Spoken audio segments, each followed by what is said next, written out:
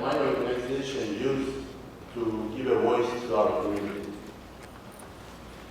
Just to give a fact, we saw the pictures, we saw the videos. Shia Muslims are 20% of the Muslim world. That's excluding the Alawite, Islamic, Fatimids, and other things.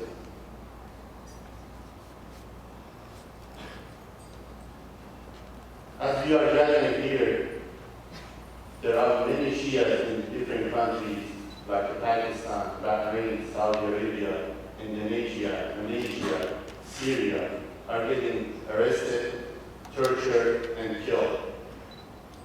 Only in Iraq, these past 3 months, we had 5,000 men and women got killed by terrorists. In Pakistan, we had averaged 20 Shia lost their life in the targeted killing. By targeted killing, I mean killing the doctors, killing the activists, killing the lawyers, killing the people who can talk about our situation, killing the people who can work to defend our rights.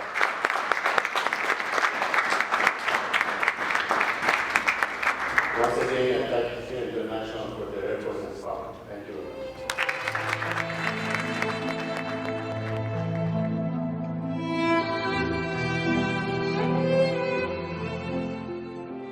وعلى آله الطيبين الطاهرين الذين أذهب الله عنهم الرجس وطهرهم تطهيرا.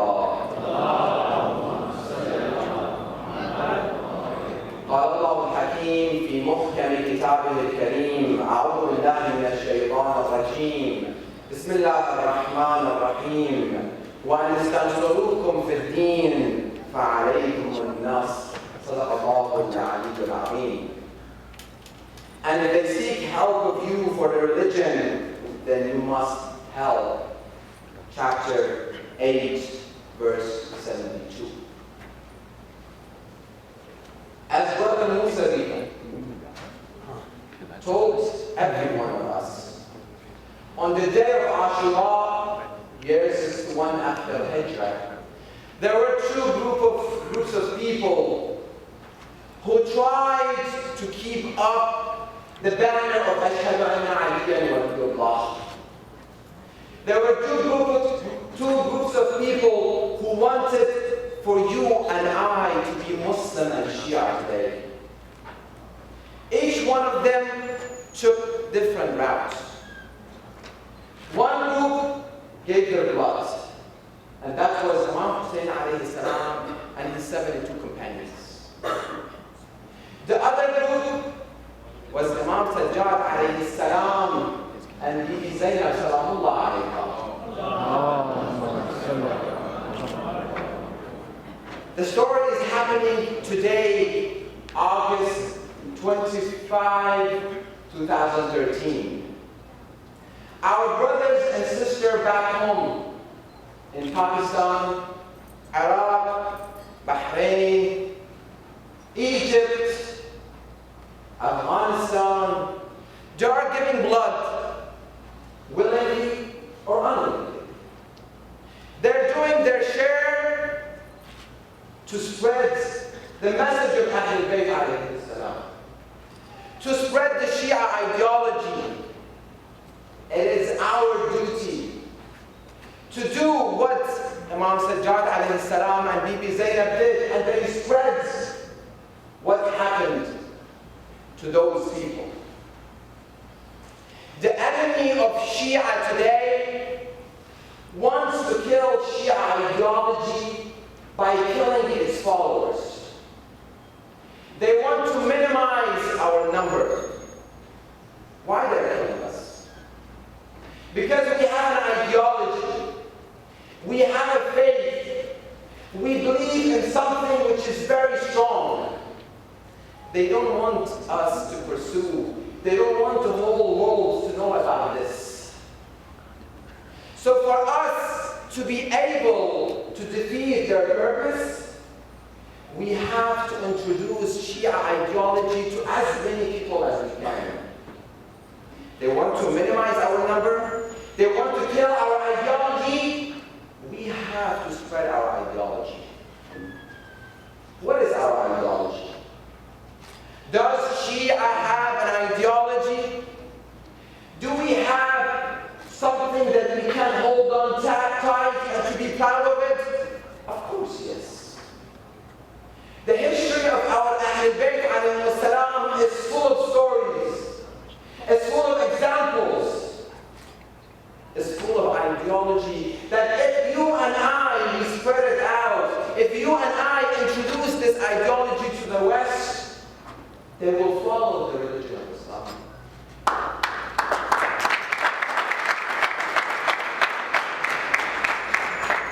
Let me give you a couple of examples. Keep in mind, we are defeating their purpose. And the purpose is to minimize Shia identity. Minimize their ideology. One day, our beloved Imam Ali alayhi salam was walking in the streets. During the time of his caliph, he used to have 50 governors. Millions of people were under his government. He's walking in the streets with his companions. He sees a beggar. He gets upset.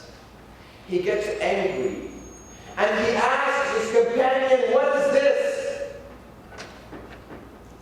What is this?" Why didn't he ask, "Who is this?" He's asking about the act of begging. He's not asking about the individual who's begging. He's saying, under my Khilafah, why there should be a beggar? This is Shia ideology. They told him he's a non-Muslim. He's an old individual non-Muslim. You know what he replied? He said when he was young, you used his power and his energy. Right now that he's getting old, you let him become a beggar. When I was in university, I'm taking a class about Islam. You know who's teaching me Islam? A Wahhabi individual, not Sunni. A Wahhabi individual. Every class and every session that I had with him, he talked about Muhammad ibn Abdul Wahhab, the founder of Wahhabism. Praising him. He is the role model, but we don't have any role model. And it is a shame that we don't see that many Shia individuals spreading the beauty of the message of Ahlul Bayt in universities. That's second action. Third, every one of us, I believe you have a computer, iPad, iPhone. We can write to our congressmen, senators. Every day, there is an individual, I saw a report about him, he is sending a letter to President Obama every day. Whatever reasons it has. Well, every week we can write a letter and keep sending it, keep sending it, keep sending it, until one day they will hear our voice. Why we haven't took any step forward defending oppression? Why? Every one of us right now, we feel pain in our hearts, but we haven't took any step. Why? Because we don't believe in the power of one. We don't believe it. قال علي عليه السلام أتزعم أنك جرم صغير وفيك انطوى العالم الأكبر.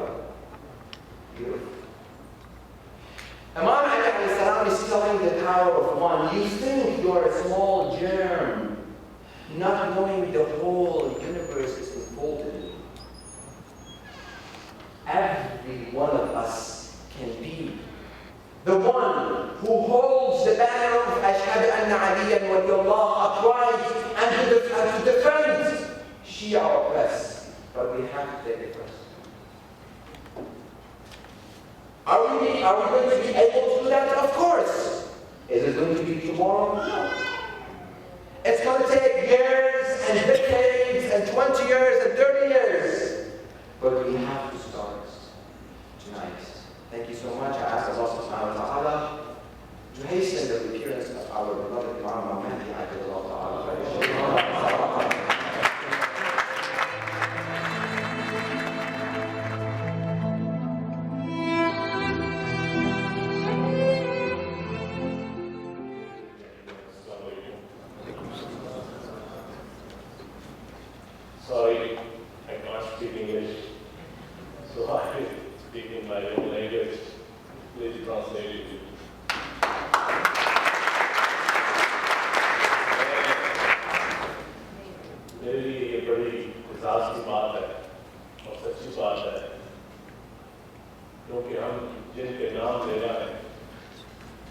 یہ ماننے کا. لیکن اچانک اس ملک میں جب امریکہ رشیا کے خلاف نکلتا ہے، افغانستان میں آتا ہے، اور افغانستان میں ایک ڈکٹیٹر ضیاء الحق جس نے سب سے پہلے جب تھوڑا بہت اختلافات عام لوگوں کے ذہن میں آیا تو وہ ضیاء الحق کے دل میں آیا.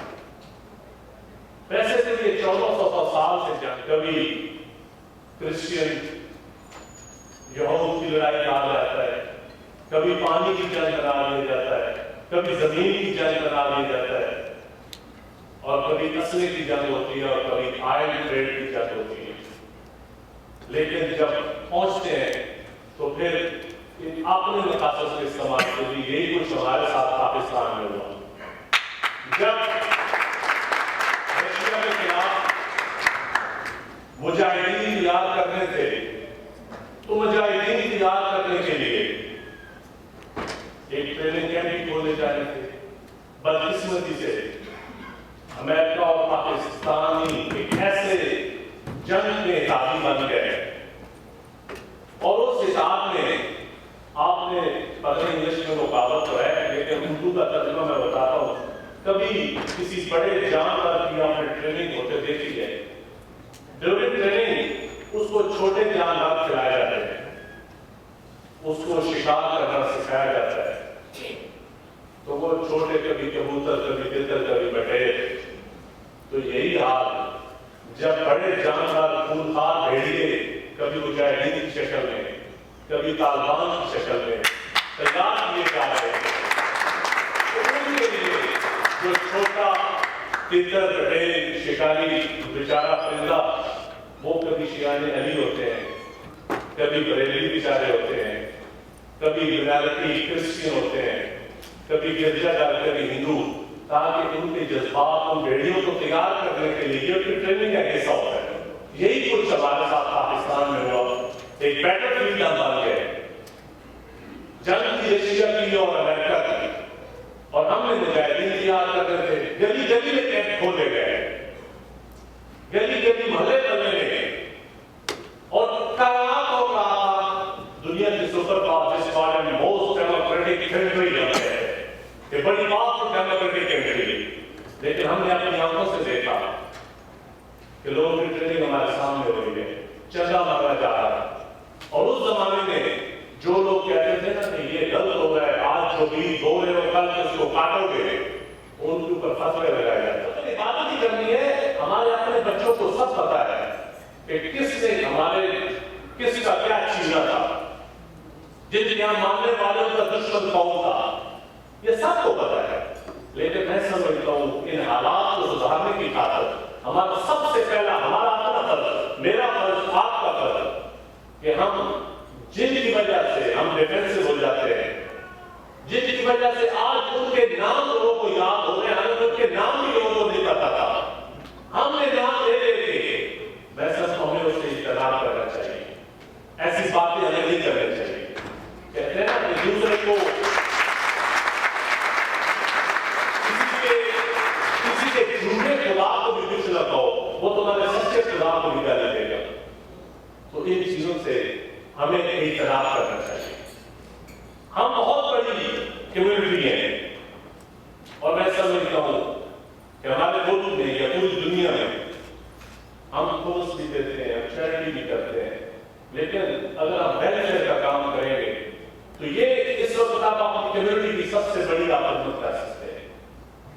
ہمیں ہمارے آپ جائیں ساؤتھ پنجاب، بھاولپور، رینگا کام، تو ہر جگہ پہ کہیں کے شیخ زہرا نظام بنا ہوا ہے، کہیں کے کوئی ہاسپٹل بنا ہوا ہے. تو ہم کیوں نہیں بنا سکتے؟ کیونکہ ہمارا تو مذہب ہی سخاوت ہے. ہمارے مذہب میں کنجوسی نہیں ہے. جن کے مذہب میں کنجوسی ہے وہ بنا رہے ہیں، ہم نہیں بنا رہے. یہ ساری چیزیں ہم سب کو پتہ ہے، لیکن ان پر عمل کرنے کی ضرورت ہے. دوسرا، ہمارے علماء، ہمارے ذاکرین، ان کو ایک پلیٹ فارم پہ اکٹھا کرنا ہوگا. اگر یہ اکٹھا نہیں ہوں گے تو پھر بھی ہم اپنے دشمنوں سے زیادہ ہم اپنا کل نقصان کر رہے ہیں. हम तो इस चीज को भुगत रहे हैं और इसमें भी फंडिंग हो रही है। कहां से हो रही है ये आपको भी बेहतर पता है। तो खुदा उलमा और साकिरीन को एक प्लेटफॉर्म पे इकट्ठा करा, किसान हो, कायदिया हो, कायनात हो, इन सब के लिए तो मेरी और आपके जरिए मैं तो अपने मेरे ख्याल में इनको आप सोचना चाहिए कि इंसान बड़ी अजीब चीज होती है।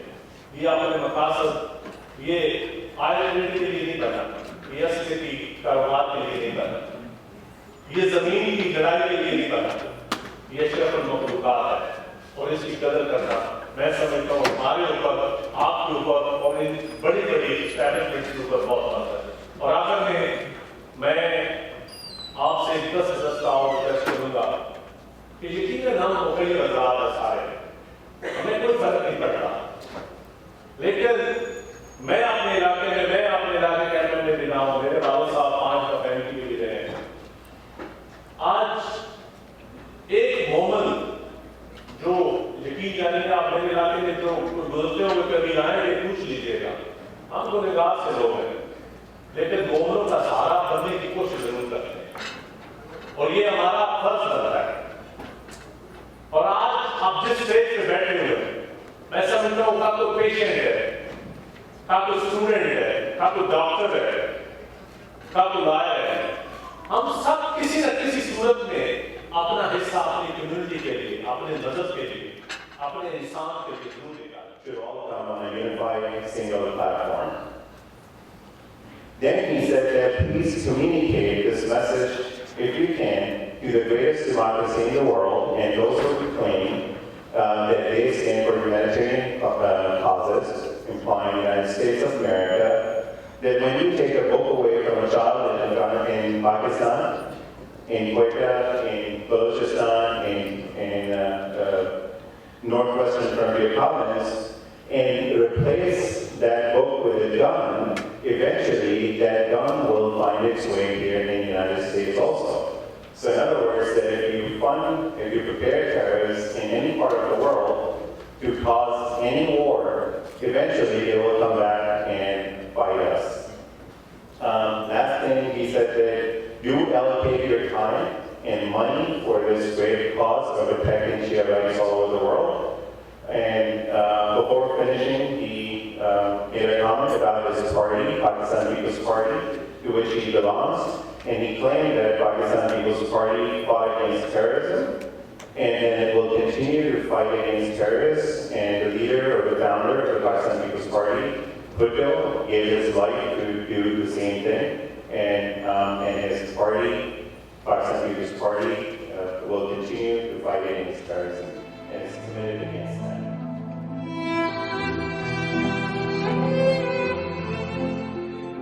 Political opinion website, we get roughly about 1/3 of the views on this site that you get on the most leading newspaper in Pakistan site. And the way we were able to do this was just having all volunteer writers and promotion through social media. And just by having friends share it on Facebook. And basically what I do, my schedule, I go to work in the morning, come back, take a short nap, and I work pretty much all through the night to develop the site. And there's, obviously a lot of other people involved who can support me. Our goal is to support progressive, pluralistic, all-inclusive political parties, particularly in Pakistan, but all over the world, whether it be Bahrain, Saudi Arabia. We would support anybody that is inclusive and pluralistic. So one of the things that we've done over the past 5 years is we developed and coined and talked about the term Shia genocide. And you see that term being used in the title of this conference today. But prior to 2008, that term really didn't even exist. So the way we developed the term is through Twitter, hashtagging it on Facebook, and that's something that. Okay, so next slide. Okay, so this is what I want to talk about, and especially want to thank the Afan brothers that talked about the importance of media And more specifically, what's really important, we are going to be talking a little bit specific to Pakistan, but the lessons could be applied to anywhere, which is to talk about linguistics and narratives, way to reducing their stature from terrorists. So the term we want to use is always terrorist, that these are terrorists, these are not militants. Militant means somebody's armed. And in Urdu we talked about this too also, the word that is used by the Urdu media is intaha-pasand. But the word that we really want them to use is dahshat-gard, which is the terrorist word. And okay, similarly continuing on, another thing that we're working on, both, and this is true also for international media and Pakistan media, is using this false Saudi-Iran proxy war theory. Now, there is no evidence at all, absolutely none, that Iran has armed, especially in the context of Pakistan, any terrorist groups. Where there's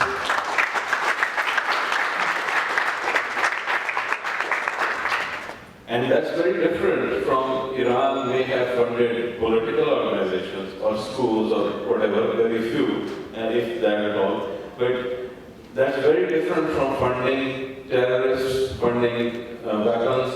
There is evidence for Saudi support of terrorist groups, and there is specific evidence even from Hillary Clinton, the Secretary of State of the United States, admitting that these terrorists were given funding. It's been outed in the WikiLeaks.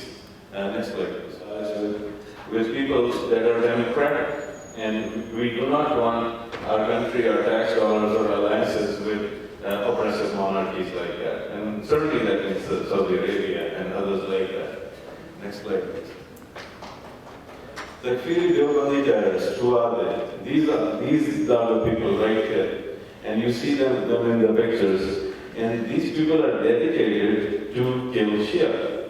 There is no two ways about it. They keep changing their names. They change their name from Sifa Sahaba to, funnily, this again comes to linguistics, to Ahl-Sunnat wal Jama'ah. So they are trying to hide themselves in the Sunni. So they changed the name of their party to Sunni.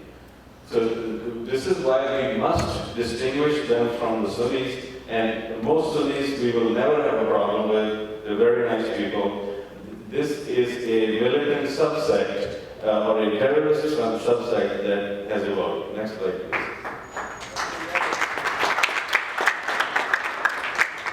Darul Uloom Deoband, India. This began in 1866. And I wish they had made an Institute of Technology there. The whole world would have been better off. But they made that. And out of that, and by no means all, I don't mean to imply that all the Deobandis are bad people. It's just those that are terrorists that we are against. We're not against all Deobandis at all. As we are not against all Sunnis. Go ahead, please. These were reactionaries. They're a subset of the Hanafi school of thought, and they're the reactionaries to the British rule. Post the 1922 overthrow of the Caliphate of Ottomans and the Seljuk Caliphate, which is what we have now, emerged. The Deobandis initially were very opposed to the overthrow of the last Caliphate of Muslims, as they didn't like the Seljuks very much. But over time, the Salafis of Saudi Arabia have been able to make this partnership with Deobandis. They have, spent their petrodollars to gradually buy up these mullahs and kind of find common ground in killing not only the Shia. We are more concerned about Shia because we are Shia, but they also want to kill Christians. They also want to kill Jews, and they get, virgins for killing every one of them. So their whole idea is to strengthen the Seljuk Caliphate, or now what will be the Seljuk Deobandi Caliphate. You see it casting its dark shadow over Egypt right now, where they've overthrown what was also an oppressive, granted but democratically elected government. And what's come out of it is a Seljuk-backed army dictatorship. And they are now having, partnerships all over the world. Every single mosque in the West is now reading Sufi literature and probably headed by a Deobandi cleric. They have budgets of billions of dollars. So like Mr. Chand was saying, that this Kalashnikov will come here. And the West needs to be very concerned about this. Go ahead, please. Now, here is a statistic which was done by UPenn. All the terrorists that were captured within the context of Pakistan, you can see there are approximately over 90% of them belong to the Deobandi sect. They were not Shia, they were not Sunni, they were not Brahmani or Al-Hadith. Al-Hadith, by the way, in Pakistan are very peaceful, who are actually more close to the Wahhabis of Saudi Arabia, or the Salafis of Saudi Arabia.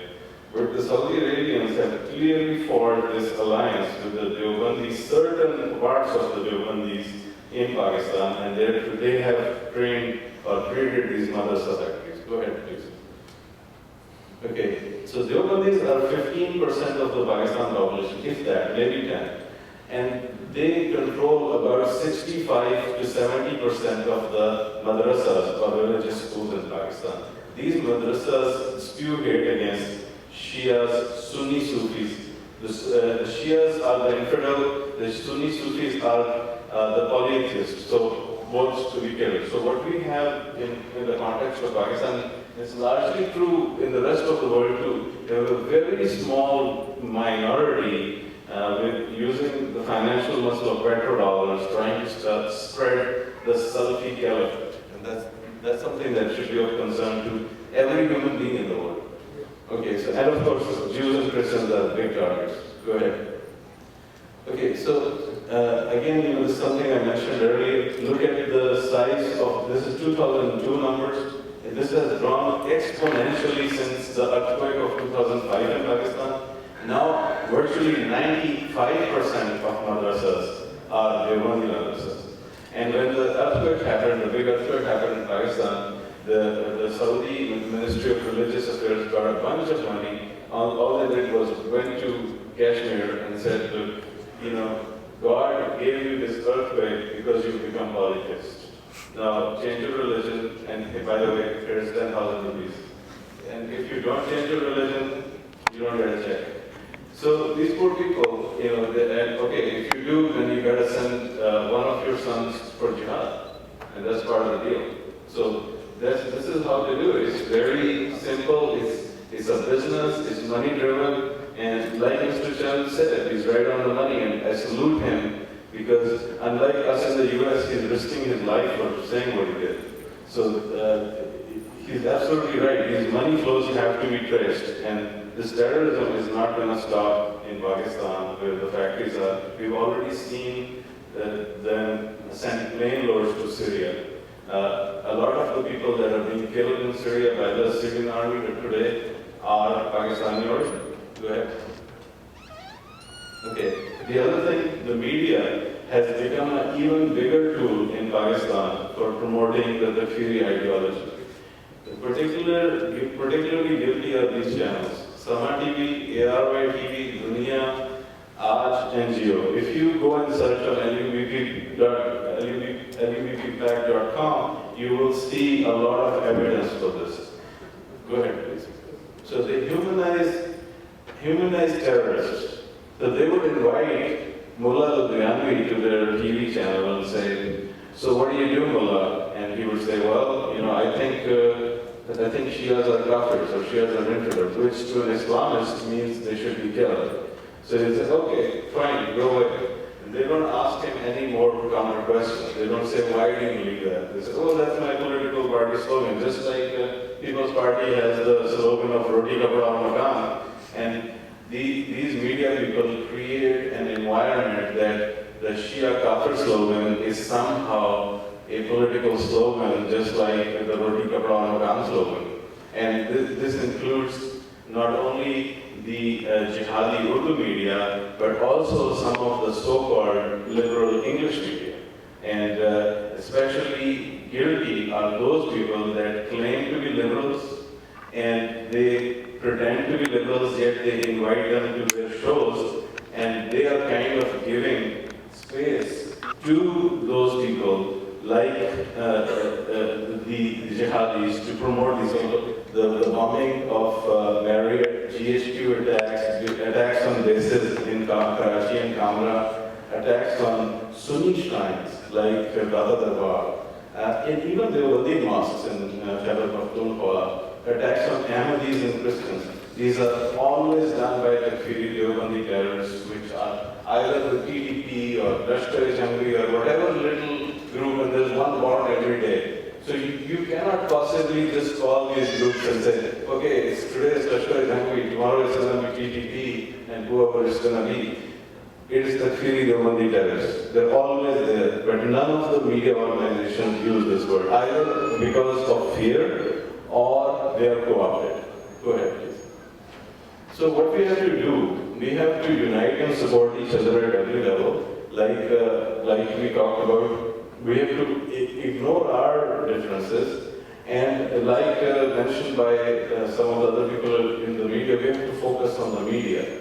Today's weapon is the media, and especially social media. We can change the narrative. If we all just went on our Twitter account, just the people in this room, and tweeted the Deobandi terrorist, it would make a difference. And that's something we should do. Anyway, thank you very much.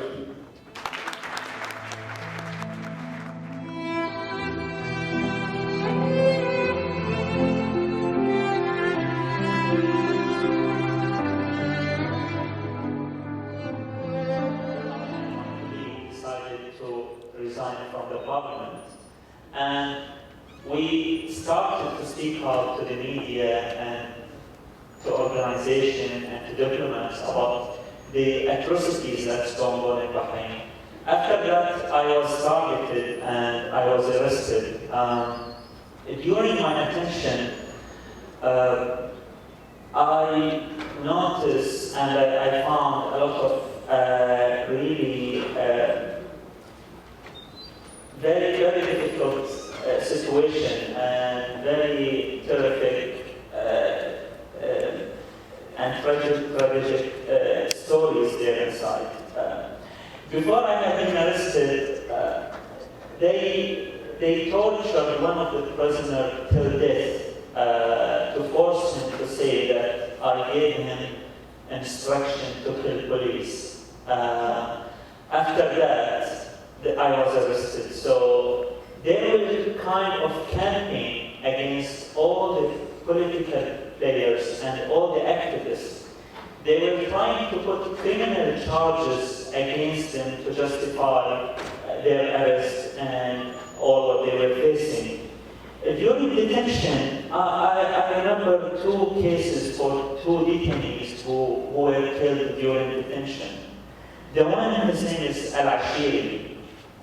Al-Ashiri was tortured till death. And during his torture, he was shouting to the guards inside the prison, Allahu Akbar, and Alhamdulillah. He was thanking God even under the very difficult moment that he was facing. Then he died in prison.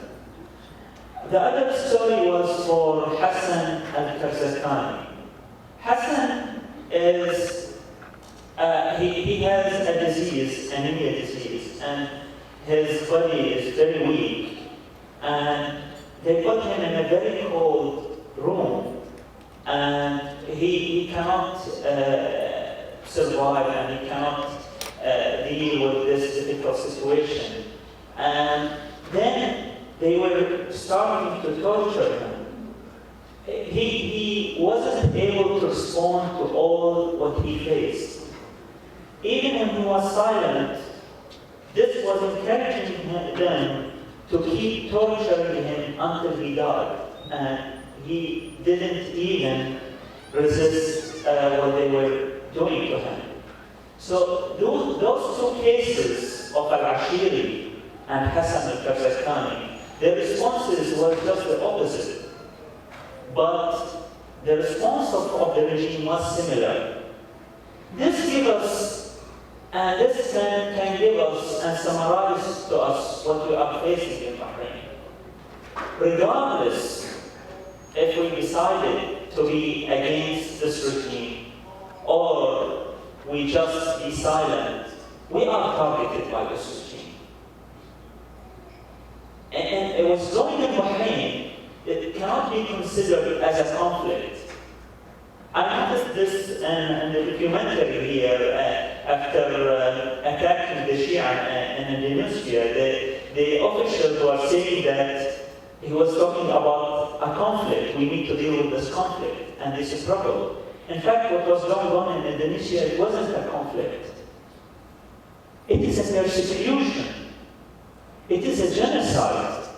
What we are facing in Bahrain is a genocide policy, is a persecution policy. Regardless of what you decide, you are targeted. Another type of persecution is faced by the Persian Bahrainis. In Bahrain, there is about 5% of the population of Bahrainis. They origin from Iran, Persian Bahrainis. Those were targeted just because of their race, just because their origin was Iranians. One of them, his name is Salim Fakhrawi. He is a prominent Persian Bahraini, a very well-known businessman. He owned a major construction company in Bahrain. His company was responsible about building the embassy of the Iraqi embassy in Bahrain, and he gave a contract to build the Qatari embassy in Bahrain. He is very well-known and very rich person. He was arrested and tortured till death.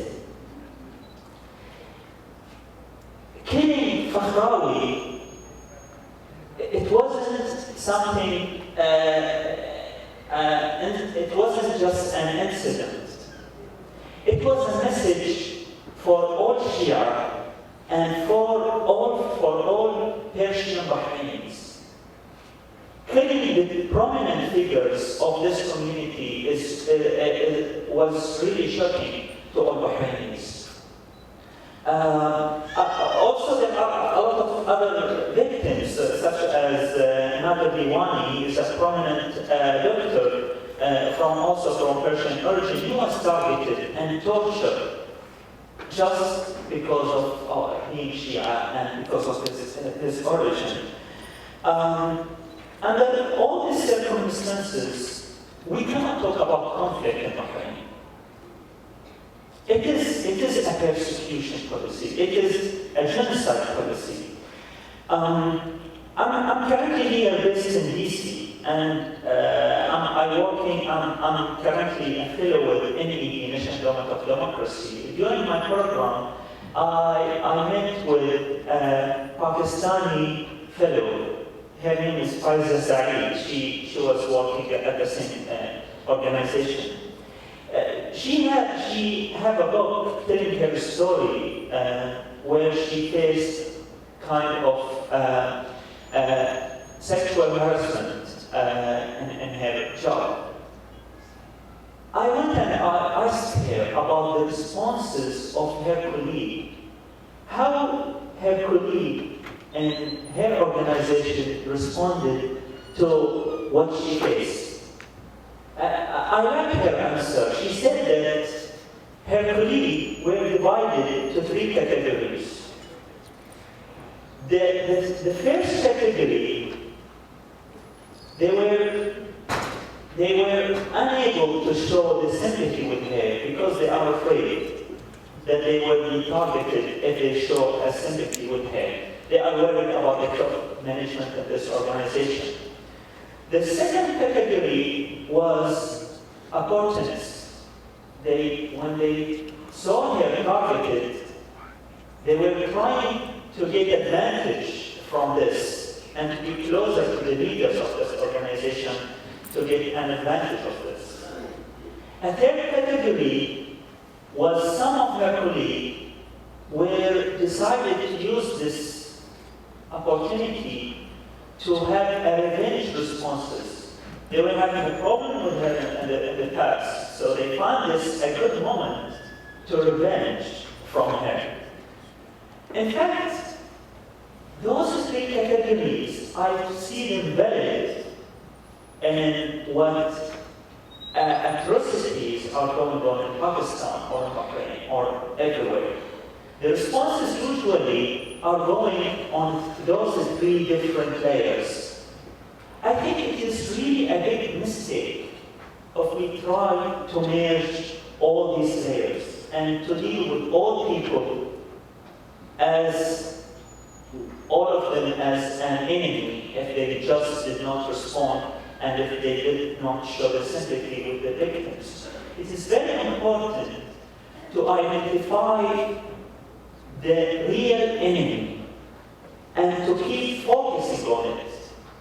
And whatever chance for building edges and bridging the gap with the others, we need to maximize our efforts to bridge these gaps.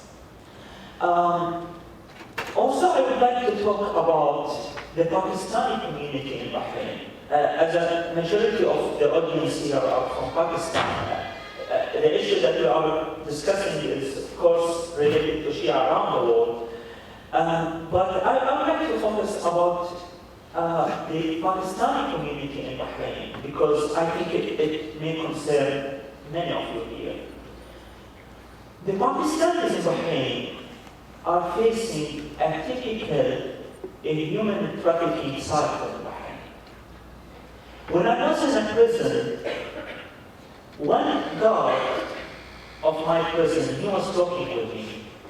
He was telling me, listen, Makar, he was telling me, we are not your enemy, and we did not come here to kill you. We are victims as you are a victim.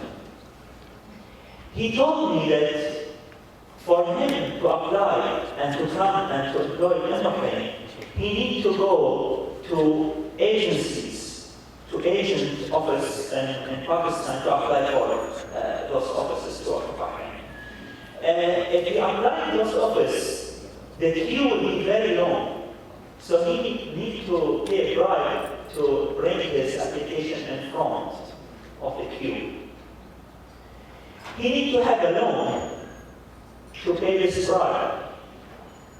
After he paid this bribe, he came to Bahrain and he was shocked because the Bahraini regime is giving him totally different offer than what he was expecting.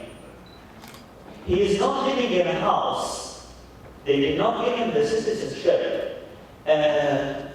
He is working in a repression machine, and he was offered to work just a guard in an official reception for leaders and not to be involved in any kind of torture or any kind of excessive force. He told them, this is not the deal. I want to return back. They told him, we can return back. We don't mind. The problem is that we have reached a conclusion because the major issue for not including this issue is a political issue. It is not a scientific issue.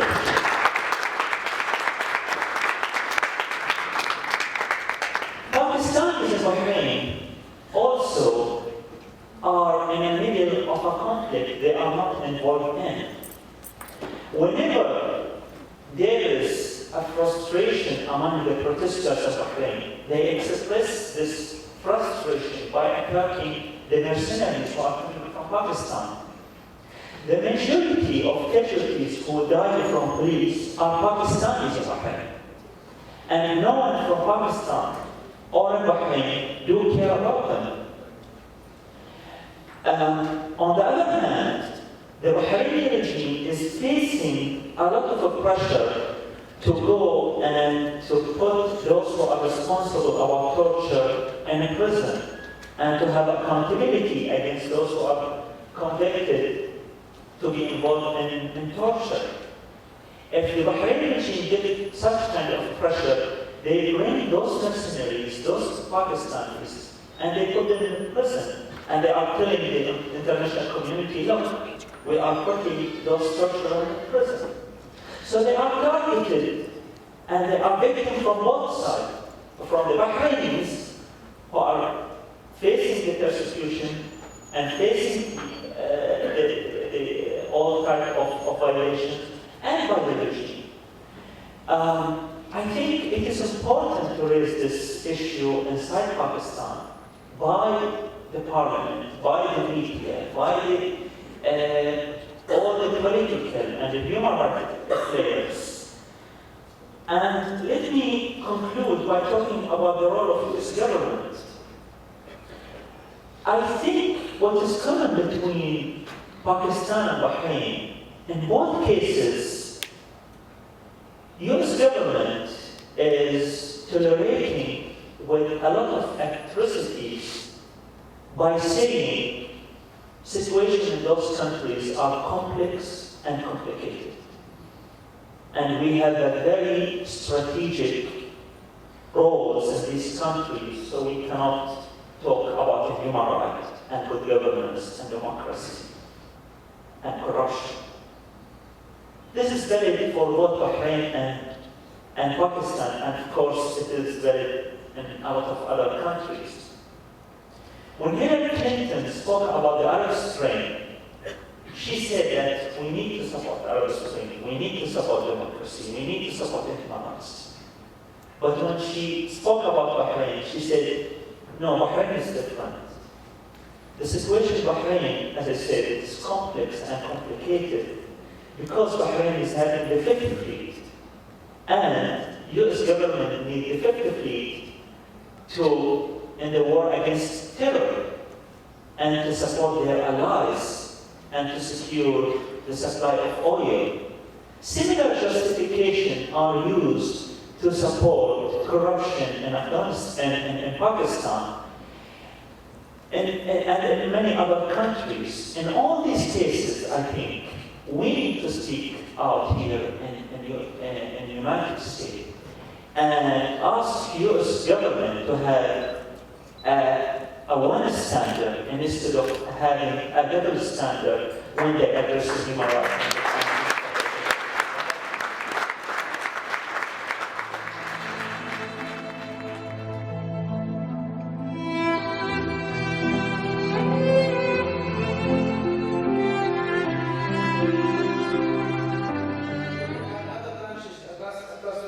Doing the same thing.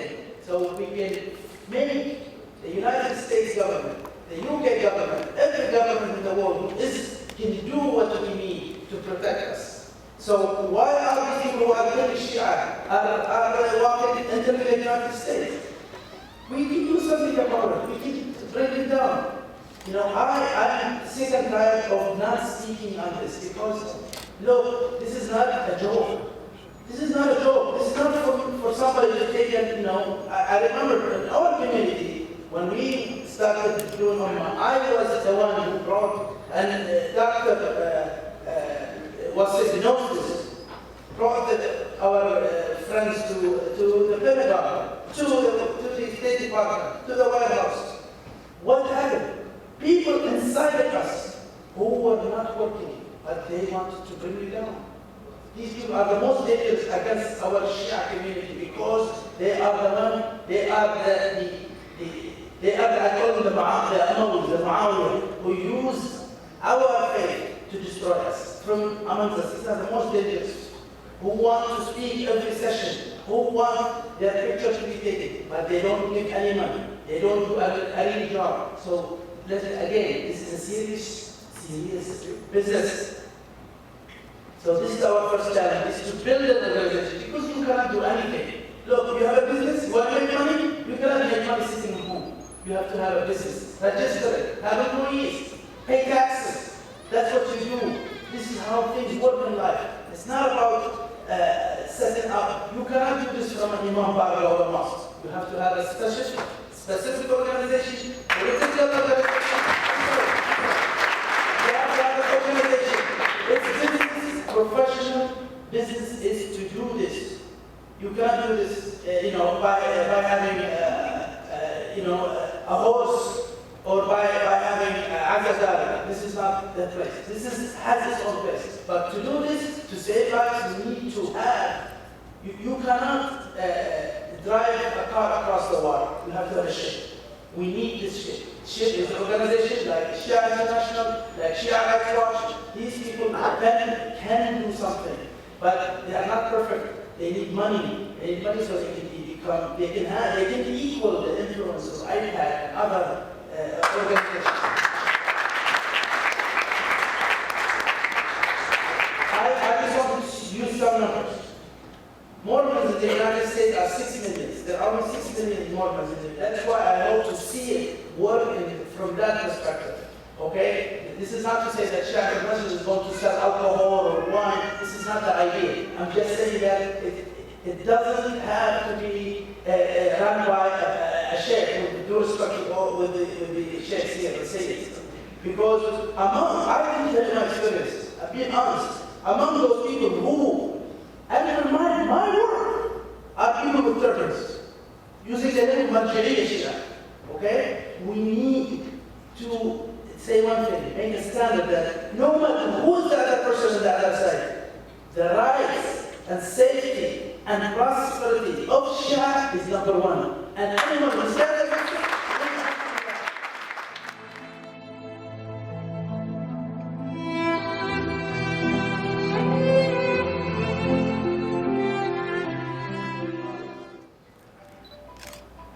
قال الله سبحانه وتعالى في الكتاب المبين بسم الله الرحمن الرحيم وإذا الموءودة سئلت بأي ذنب قتلت صدق الله العلي العظيم.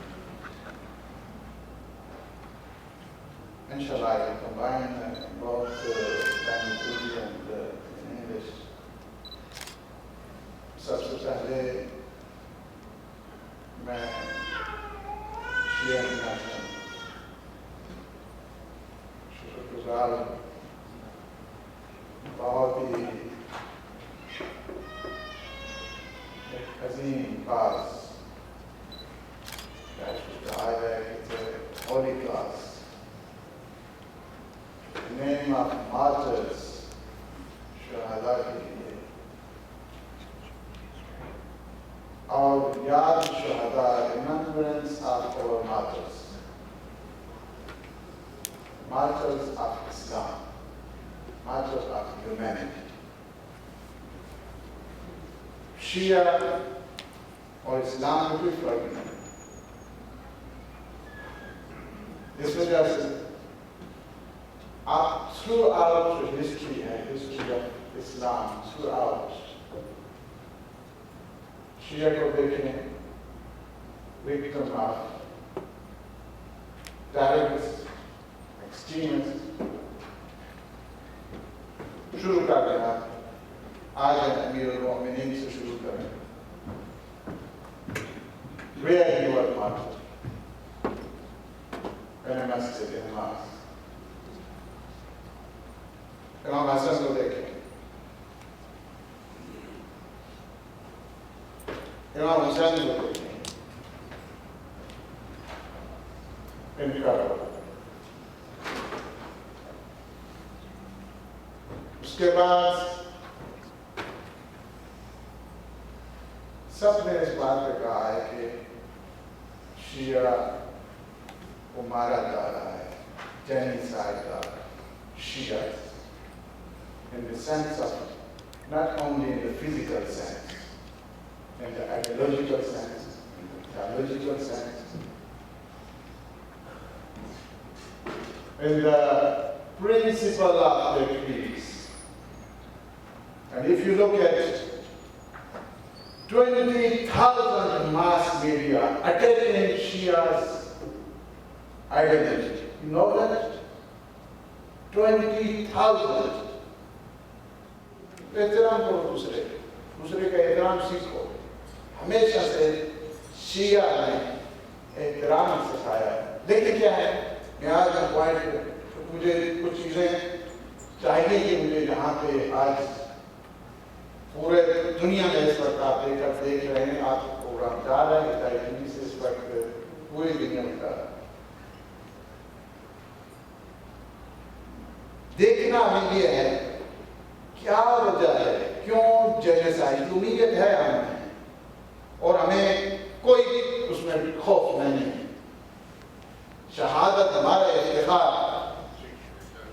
شہادت ہماری عزت, شہادت ہمارا فخر ہے. شہادت سے ہم گھبرانے والے نہیں. ہر گورنمنٹ میں آتا ہے, اس سے پہلی گورنمنٹ پاکستان میں دیکھیں کیا کیا ہے, اس گورنمنٹ میں دیکھیں کیا ہے. گورنمنٹ اگر چاہے گورنمنٹ تو سب کچھ ہو سکتا ہے. ایسا نہیں کہ وہاں پہ نہیں ہو سکتا. پیس, پراسپیرٹی, سیکیورٹی ہو سکتی ہے, لیکن انفارچونیٹلی کچھ مسائل ہیں اسٹیبلشمنٹ کے, اور کچھ ان کے مسائل ہیں آپس کے. اس بات کا جو ہم کو نتیجہ ہے کہ اس وقت آپ دیکھ رہے ہیں کہ مسلسل ایک قوم کو ٹارگٹ کر کے ان کو ذلیل کیا گیا, انہیں قتل کیا گیا, ان کی فیملیز کو دربدر کیا گیا. ہماری ذمہ داری بنتی ہے, ذمہ داری کیا ہے, اگر کہ بت ہے جماعت کی آستینوں میں, مجھے ہے حکم اذان لا الہ الا اللہ. ذمہ داری سب سے پہلی یہ ہے کہ ہم لوگ اس پر سارے یہ جو ٹریجڈیز ہوئی ہیں ہر ملک میں, چونکہ یہ شیعہ انٹرنیشنل اس کی بہت برانچز ہے, ہم لوگ اپنے حد تک جس حد تک ہم کر سکتے ہیں ہم نے ایکسپلور کیا ہے. پوری دنیا میں the message of martyrs, thinking of martyrs, ہمارے شہداء افکار کو پروموٹ کیا. افکار کو پروموٹ کرنا زندہ قوموں کی دلیل ہوا کرتا ہے. ایک دن آ کے فقط بیٹھ جانا, کانفرنس کر لینا کافی نہیں ہے.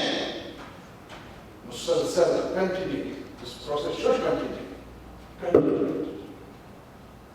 تھنک کریں, ہم اس کے بعد اویئرنیس کریٹ کریں.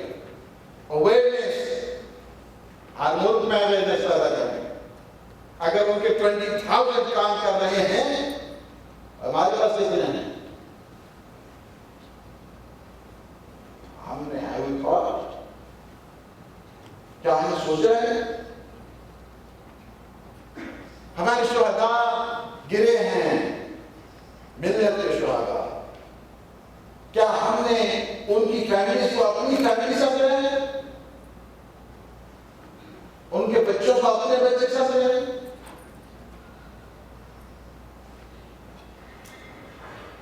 ضرورت ہے اس کا. دیکھیں آج وقت یہ پوری دنیا سے سن رہی ہے, فقط اپنے آپ سے یہ پرومس کریں اپنے آپ سے, ایک شہید فیملی کو میری ذمہ داری بنتی ہے کہ میں اس کو پروموٹ کروں, اس کی حفاظت.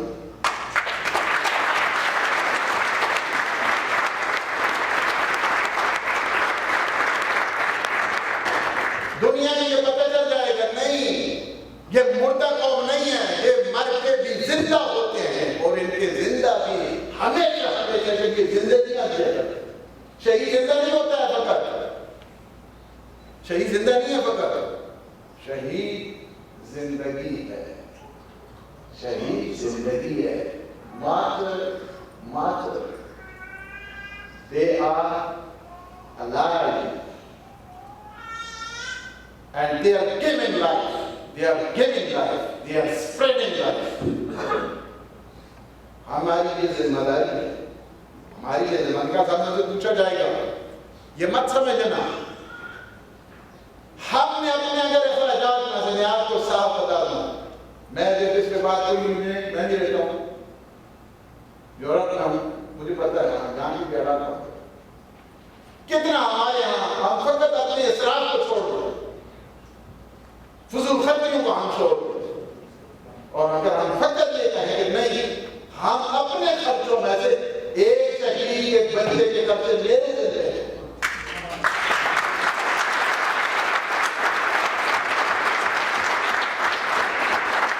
उसकी एजुकेशन का मेरे बच्चे पढ़ रहे हैं, तो मैं उसकी एजुकेशन के इंतजाम मेरे पास। और मैं आपको बताऊं, हम शुहदा की एक सिलसिला हमारे पास है, हम कर रहे हैं। मुझे यह बताया गया कि इसमें जो बम ब्लास्ट हुआ था उसमें इतने अहले सुन्नत के भी शहीद हुए। मैंने कहा जितनी अमाउंट शिया को दी इतनी अमाउंट सुन्नियों को। सुन्नी हमारे भाई,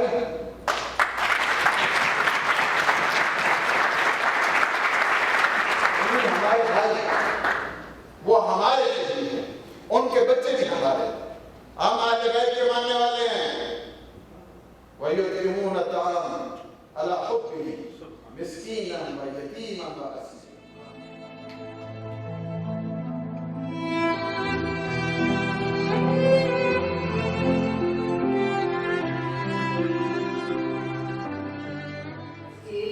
And disrupt the global order and regional peace, as we are seeing today. Shias are by no means an extension of the Iranian regime, and Shias are people of faith, but we all have different political opinions and views. It is time for people in the United States to be informed of the complexities of the Muslim world. And each one of us here today has a role to play in that.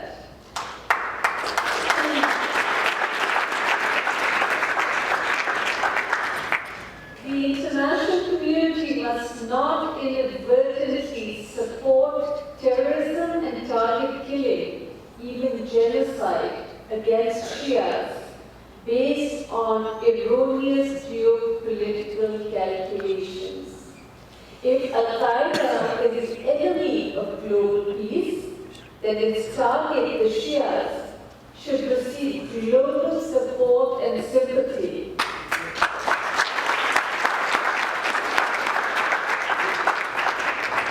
It is equally important to note that those bankrolling the anti-Shia effort cannot be trusted by the international community as reliable partners in the global effort against terrorism.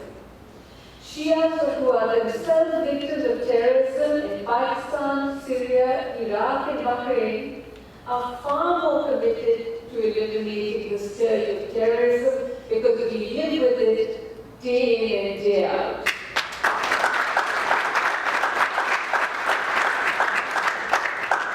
In the spirit of this conference, I would like to come up with what I think of could be an angular direction that we move forward in. I propose that we demand today the appointment of a UN rapporteur on violence, targeting and genocide of Shias around the world.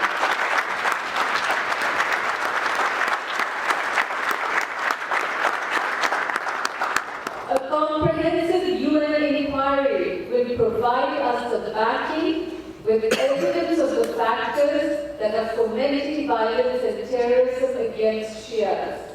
As human beings and citizens of the world, it is our right to be protected by the UN Charter of Human Rights. May Allah be with all of you. Ya Ali Madad.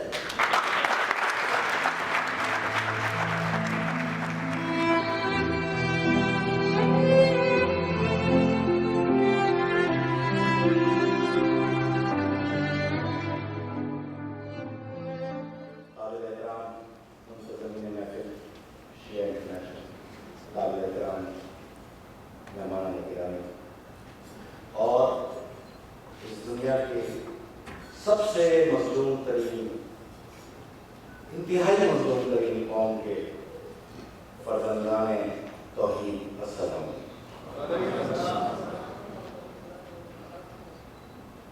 ताज़ियत पेश करता हूँ। अच्छा, मैं ताज़ियत इस तरह पेश करता हूँ कि यहाँ मेजॉरिटी जो है वो अमेरिकन नेशनल है, سب سے پہلے تو آپ کو تعزیت ان تمام حادثات کی 9/11 بشمول بوسٹن اور یونائٹڈ کنگڈم کے اندر ہونے والے تمام حادثات اور اس کے ضمن میں ضائع ہونے والی جانوں کے لیے انسان، اور میں نے گہرائیوں سے اس تعزیت کو اس لیے پیش کیا کہ میں جس مذہب سے تعلق رکھتا ہوں وہ محسن اسلام نہیں، سرکار دو عالم صلی اللہ علیہ وسلم محسن انسان۔ میں تعزیت پیش کرتا ہوں شام، بحرین، عراق، لیبیا، مصر، الجزائر، تیونس، افغانستان میں اور بالخصوص برما میں شہید ہونے والے تمام صاحبان اسلام کو میں تعزیت پیش کرتا ہوں اسلامی جمہوریہ پاکستان کے عظیم فرزندان اسلام کو، افواج پاکستان کے بہادر و طیور جوانوں کو، پولیس کے جوانوں کو، اسلام کے علمبرداروں کو اور انسانیت کا پرچار کرنے والے قابل احترام مسلمانوں کو، اور وہ تمام مذاہب سے جن سے تعلق رکھتے ہیں لوگ، چاہے کسی بھی مذہب سے تعلق رکھتے ہوں، ہم تو یہی لفظ لے کے آئے ہیں کہ ایک انسان کا خون جو ہے وہ تمام انسانیت کا خون، اور لعنت بھیجتا ہوں سوچ کے اوپر جس کو کبھی یزید کا، کبھی مامون رشید کا، کبھی کوئی کسی چہرے کے ساتھ آیا، کبھی کسی چہرے کے ساتھ آیا۔ یہ ایک عجیب آدمی ہے کہ اس صدی کے اندر یہ طالبان کے نام سے، اور فخر کرتا ہوں میں اپنے پاکستانی ہونے پہ، کیونکہ اس شہادتوں کے رتبے پہ فائز ہونے والے عظیم فرزندان تحریر علامہ عارف حسین الحسینی شہید، مولانا سرفراز نعیم شہید، صاحبزادہ فضل کریم شہید، مولانا سنتلاوی شہید، جناب سلیم قادری شہید، عباس قادری شہید، اور سلام پیش کرتا ہوں تمام معاشقان رسول کو جنہوں نے سرکار دو عالم صلی اللہ علیہ وسلم کے دی ہوئی تعلیمات کے مطابق اپنے آپ کو ڈھال کر اور اسلام کے اندر کی تفریق دکھائی کہ اسلام تلوار کی نوک پہ نہیں بلکہ سرکار کے کردار سے، اور اس کی واضح مثال غزوہ بدر ہے۔ اس غزوے میں تمام جو مسلمان شامل تھے وہ اس چیز کی سب سے بڑی ابتدا تھی کہ اسلام کبھی بھی تلوار کی نوک سے نہیں کر سکتا۔ جو حالات میرے ملک میں ہیں اور جو میں نے اپنے معزز اسپیکر سے سنا، تو میں تو اپنے ملک کے اندر ان حالات کا تجزیہ کروں، اور جو میں نے اب تک کی جتنی گفتگو سنی ہے اس کا نچوڑ تو مجھے صرف ایک شعر میں نظر آتا ہے، وہ میں آپ کو پیش کیے دیتا ہوں۔ چلتے ہیں دبے پاؤں کوئی جاگ نہ جائے، چلتے ہیں دبے پاؤں کوئی جاگ نہ جائے، غلامی کے اسیروں کی فقط یہی سزا ہے۔ چلتے ہیں دبے پاؤں کوئی جاگ نہ جائے، غلامی کے اسیروں کی یہی خاص سزا ہے۔ ہوتی نہیں جو قوم حق بات پہ یکجا، اس قوم کا حاکم ہی فقط اس کی سزا ہے۔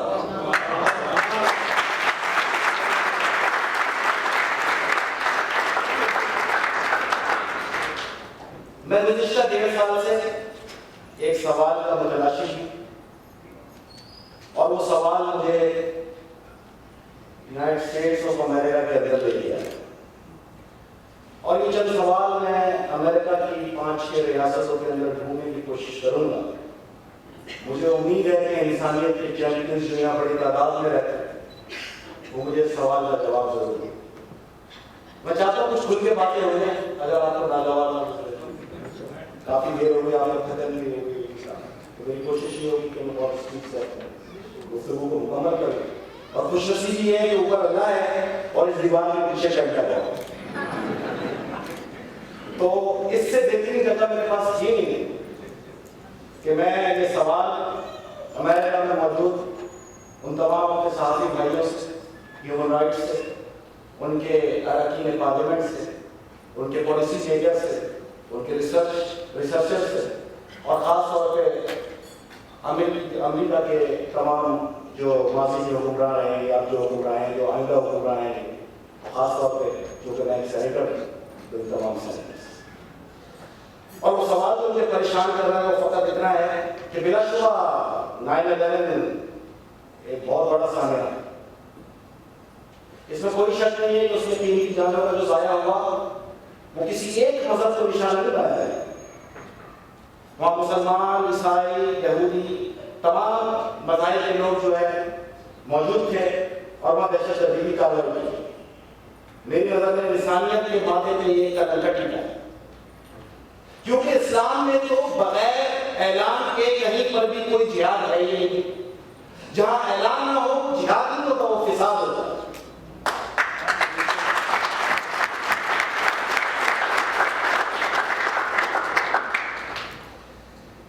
تو یہ جو تمام فساد برپا ہوئے، چاہے بوسٹن میں ہوا، چاہے نیو یارک میں ہوا، چاہے یونائٹڈ کنگڈم میں ہوا، کیونکہ یہاں انسان بستے ہیں نا. یہ جتنے میں نے آپ کو پیچھے دوسرے ملک بتائے جہاں قتل عام ہوا، چاہے یمن ہو، چاہے الجزائر ہو، چاہے تیونس ہو، چاہے افغانستان ہو، چاہے مصر ہو، چاہے پاکستان ہو، وہاں انسان نہیں بستے، وہاں جانور بستے ہیں. ان کی نظر میں ان کو سب سے زیادہ فکر جس جگہ کی تھی، میں ان سے پوچھنا چاہتا ہوں کہ یہ جس میری نظر میں وائس آف ہوتا ہے پاکستان کا ترجمان سینیٹر فیصل صاحب یہ سمجھتا ہے کہ یہ تیسری عالمی جنگ کا نعرہ بجا ہے اور بہت تیزی سے یہ سائے تیسری عالمی جنگ کی طرف اپنے آپ کو لے کے جا رہے ہیں. دنیا کی دونوں جو عالمی جنگیں ہوئی وہ دو مائنڈ سیٹ کے درمیان ہوئی اور پوری دنیا نے اس کو اپنے لپیٹ میں لینا شروع کر دیا. یہ جو صورتحال اب شام میں نظر آ رہی ہے، خدا رحم کرے لیکن یہ ایک تیسری عالمی جنگ کا آغاز ہے. تو یہ جو جنگ کا آغاز تھا، اس کی ابتدا کی، اس کا ٹکارا تھا 9/11، جہاں دو عمارتوں کو نشانہ بنایا گیا اور 3 جانوں کا ضائع کیا گیا. تو اس جنگ میں جو ڈکلیئر ہوا دشمن القاعدہ، ایک جنگ کا آغاز کیا آپ نے القاعدہ کے خلاف. پوری دنیا نے اس کی مزاحمت کی، اس کی مذمت کی، ان پہ لعنت بھیجی ہے کہ جس ملک سے میں تعلق رکھتا ہوں اسلام. کیا 12 سال کے اندر وہ امریکہ میں ضائع ہونے والی قیمتی جانیں ہوا میں تحریر ہو گئی کہ 8 لاکھ مسلمانوں نے اس کا خسارہ بھرا ہے دنیا کے 18 ممالک میں. یہ کون سا مذہب ہے اور کس مذہب میں یہ کی اجازت ہے جنہوں نے 6000 افراد کو مارا، وہ کل تک دشمن تھے اور ہم اسلامی جمہوریہ پاکستان کے پاکستانیوں کی نظر میں وہ قیامت تک مجرم ہیں. آپ نے مختلف ممالک کے اندر جنگ کا آغاز، ہم نے آپ کا ساتھ دیا کیونکہ ہماری نظر میں وہ انسان تو تھے نہیں، وہ تو جانور تھے. اور اس کا خمیازہ ہم نے یہ بھگتا کہ آپ کے 6000 افراد کے نقصان کے جواب میں 81,000 پاکستانی شہید ہو گئے. 81,000. اگر کوئی یہ سمجھتا ہے کہ انسانیت کی بقا اس کے گھر میں راز ہے تو میں اس کو بتاتا چلوں 6,000 اگر وہ انسان کے تو 81,000 انسان بھی پاکستان کے اندر رہے کر لیے گئے. اور اس پہ نہ کسی کو کی تعزیت آئی، نہ کسی نے یہاں پہ کوئی قرارداد پاس کی، نہ کسی نے یہاں پہ کوئی وبال دہر کو سیمینار لگا کے کہ میں شکر گزار ہوں شیعہ انٹرنیشنل کا اس نے موقع دیا کہ میں یہاں آ گیا. اور جو تذلیل میں نے پاکستان کی یورپ اور امریکہ میں دیکھی، ہمارے تو حوصلے ٹوٹ گئے بھائی. دنیا کو بچانے کے لیے ہمیں بھاری صورت میں کھڑے ہیں. اگر ہمارے حوصلے ٹوٹ گئے اور یہ بھاری گر گئی تو یہ فسادی، یہ جانور آپ کی دہلیزوں تک پہنچیں گے، آپ ہی کے لیے ہوئے اسے اور پیسے کے ساتھ. اور پھر ایک اور یہاں پر ہوگا اور پھر آپ مسلمانوں کو یہاں سے ایک کریں گے، پھر قتل عام ہوگا، پھر آپ کی فوجیں افغانستان یا افغانستان جیسے کسی ملک کے اندر پہنچیں گی، پھر آپ کو کوئی ملک گزر جائے گا، اس گزر کے اندر 350 سے 400 کنٹینر آپ کا سے لے کے جگہ لٹ جائیں گے. ہم پر جتنے دھماکے ہوئے وہ وہی معلوم ہو رہا معلوم رہے اس کی رائٹ میں ہے جو آپ نے یہاں سے بھیجی تھی. ایک ٹھیکیداروں کے درمیان وہ لٹ گئی اور اس سے پاکستانیوں کا خوب ہوا. آپ نے رپورٹ نہیں طلب کی اتنا قیمتی سرمایہ ملی ٹیکس کا کدھر چلا گیا. آپ کو تو چاہیے تھا کیا آپ اس ٹھیکیدار کو گرفتار کرتے ہیں؟ آپ کرواتے پاکستان کی حکومت سے تو گرفتار، لیکن آپ نے تو کوئی توجہ نہیں دی۔ $billions کا اسلحہ ضائع ہوا آپ کا، ایک جنگ میں جانے کے لیے اور جنگ کون سی لگی آپ کو؟ میں تو 14 سال سے تلاش کر رہا ہوں کہ آپ نے کتنے خطے میں قبضہ کیے، کتنے آپ نے طالبان مارے۔ آپ نے جو اپنے تجاروں کے ذریعے ہمارے قبائلی علاقوں میں اتنے معصوم اور بے گناہ پختون مار دیے کہ پختونوں کے اندر تحریک چل رہی ہے۔ طالبان نے مجھے نہیں پتا کس تقریر کے بعد میں آگے دورہ کمپلیٹ کر پاؤں گا یا نہیں، لیکن آپ ضرور کیا آگے آوازیں ہاں ضرور کرنا سب سے بڑا دیا ہے۔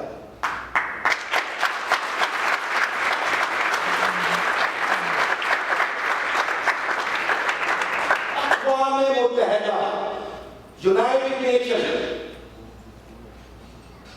میں اگر حکمران ہوں نا پاکستان کا، میں سب سے پہلے یہ کام کروں گا اس سے اپنی انرجی پیدا کروں۔ پوری دنیا میں کہیں ٹرین میں دھماکہ ہوا، آپ کہاں پہ آپ اڑ گئے، فوراً نکل آئے۔ عراق میں ہوا، بحرین میں ہوا، آپ کو نظر ہی نہیں آتا، شام میں آپ کو نظر ہی نہیں آتا، پاکستان میں آپ کو نظر ہی نہیں آتا، آپ کو تو چند ممالک میں نظر آتا ہے۔ تو آپ چند ممالک کی اقوام متحدہ بنے نا۔ اقوام متحدہ کا کام یہ ہے کہ جہاں انسانیت کا خون ہو وہاں آپ کھڑے ہونا چاہیے، چاہے برما ہو، چاہے سری لنکا ہو، چاہے پاکستان ہو، چاہے افغانستان ہو، چاہے عراق ہو، چاہے لیبیا ہو، چاہے تیونس ہو، چاہے الجزائر ہو۔ نہیں تو پھر ہم یہ سوچنے پہ مجبور ہو جائیں گے اور کل سے جا کے اپنی حکومتوں کو یہ اعلان کریں گے کہ آج کے بعد ووٹ اس کو دیں گے جو اقوام متحدہ سے اپنی حکومت کے خاتمے کا اعلان کرے گا۔ اور یہ وقت کی ضرورت ہے۔ اس کی وجہ یہ ہے کہ لفاظیاں کرتے ہوئے ہمیں اکثر مل گیا۔ مجھے تو ویسے ہی لوگ ریڈیو پاکستان کہتے ہیں، میرا تو کام ہی بولنا ہے، بہت اچھا بولتا ہے۔ اگر 4.5 سال پہلے سمجھ گئے ہوتے تو آج شاید کم سے کم میرے ملک میں یہ وقت نہیں ہے۔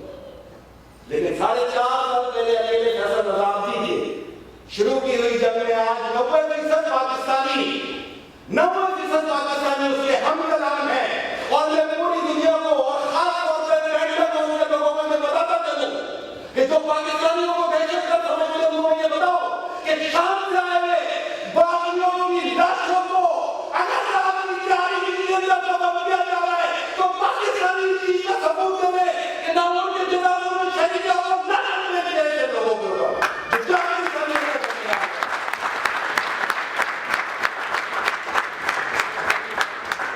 جہاد اور اس میں شہید ہونے والوں کے جنازے ہمارے یہاں پروقار ہوتے ہیں، یہ ہمارے دین کا حصہ ہے۔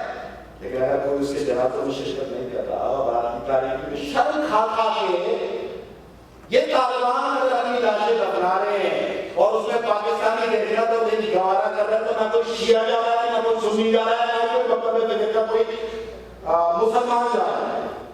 یہ اس چیز کی سب سے بڑی دلیل ہے کہ ہم نفرت کرتے ہیں تشدد کاروں سے۔ یہ اسلام کا نقصان کر رہے ہیں، یہ اسلام کی تبلیغ کو تہہ کر رہے ہیں، اسلام کی تبلیغ کو برباد کر رہے ہیں یہ لوگ۔ یہ دو کردار ہیں نا آپ کے سامنے۔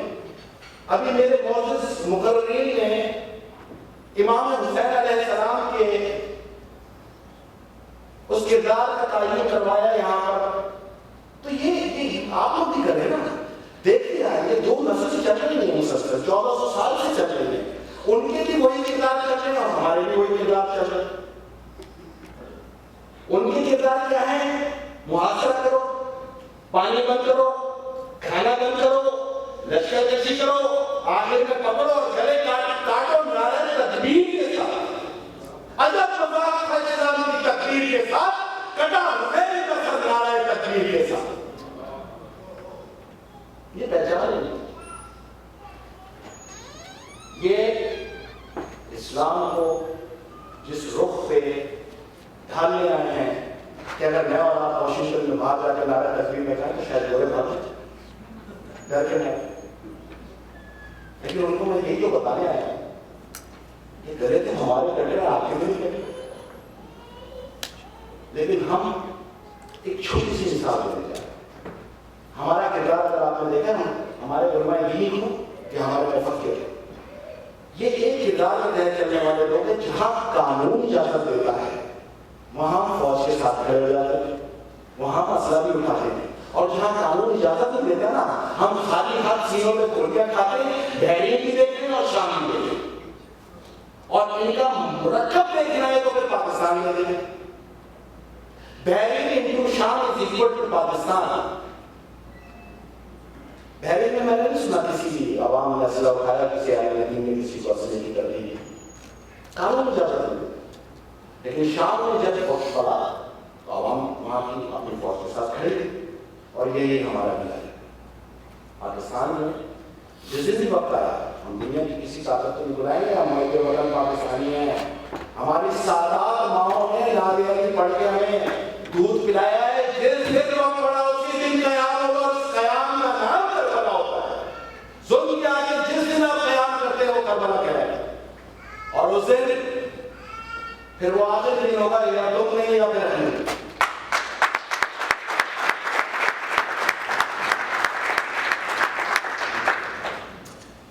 دنیا میں نہیں بتانا چاہتا کہ آپ بالکل بے فکر ہیں.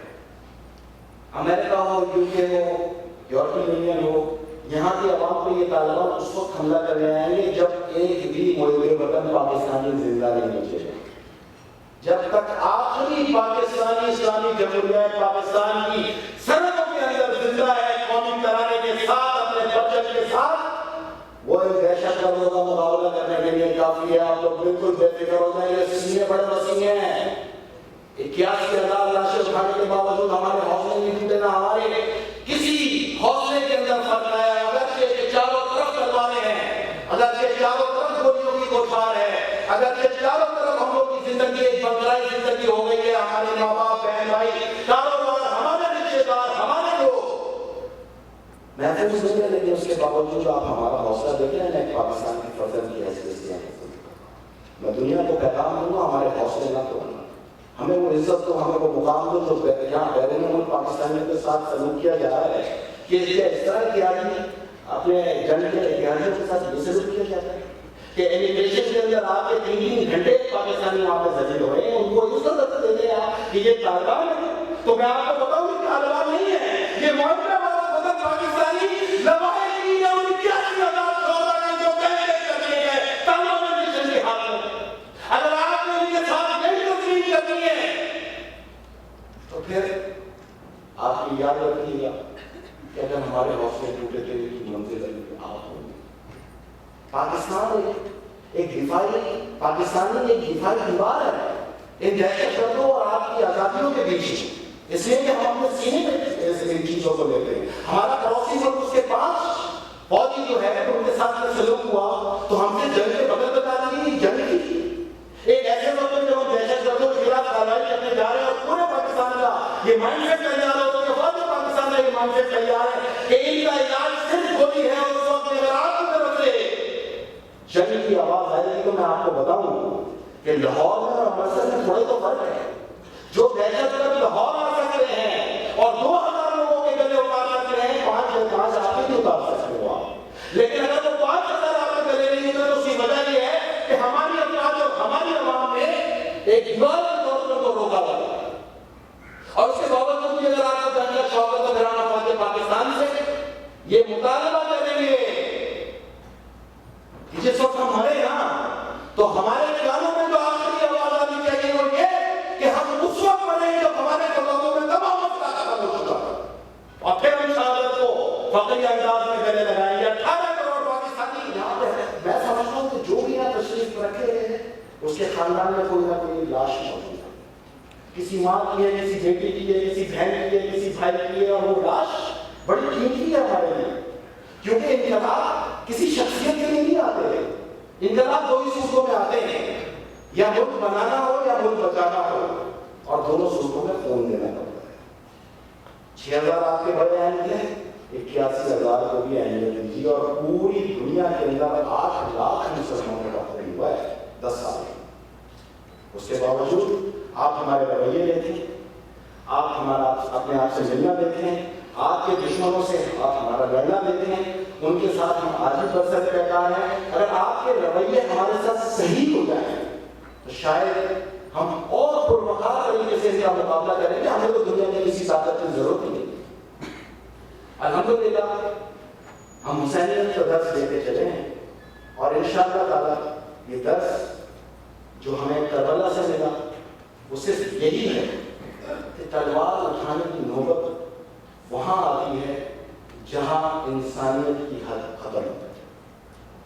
تو میں آپ سے پھر ایک بار مطالبہ کروں گا تمام امریکن عوام سے, تعلیم علم سے, کہ اپنے رویوں کو بدلیں اور ہمیں اس طرح ٹریٹ کریں جیسے کہ اتحادی کو ٹریٹ کیا جاتا ہے. دوسرا میں آپ لوگ سے اہم ترین بات یہ کرنا چاہ رہا تھا کہ کان دجال کی تو آمد آمد ہمارے یہاں پہنچ